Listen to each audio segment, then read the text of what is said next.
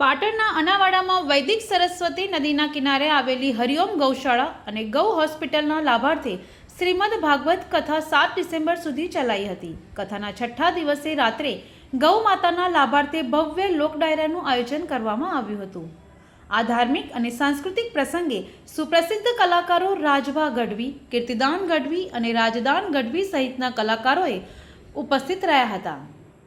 કલાકારોએ ભજન ગીતોથી જનમેદનીને મંત્રમુગ્ધ કર્યા હતા। ડાયરામાં રૂપિયાનો વરસાદ વરસાવ્યો હતો।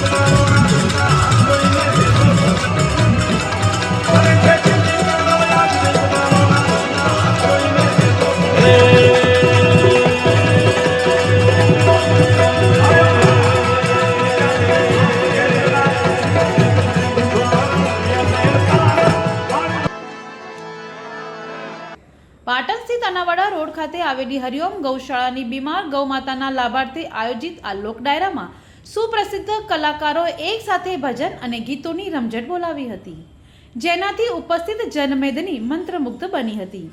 કલાકારોએ ઉપસ્થિત લોકોને મોજ કરાવી હતી।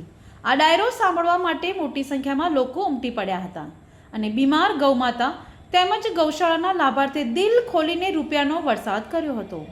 તો ચાલુ ડાયરામાં એક મુંબઈના ગૌ ભક્તે રામ ભરોસે 1 કરોડ જેટલું દાન આપીને ગૌ માતાના આશીર્વાદ મેળવ્યા હતા।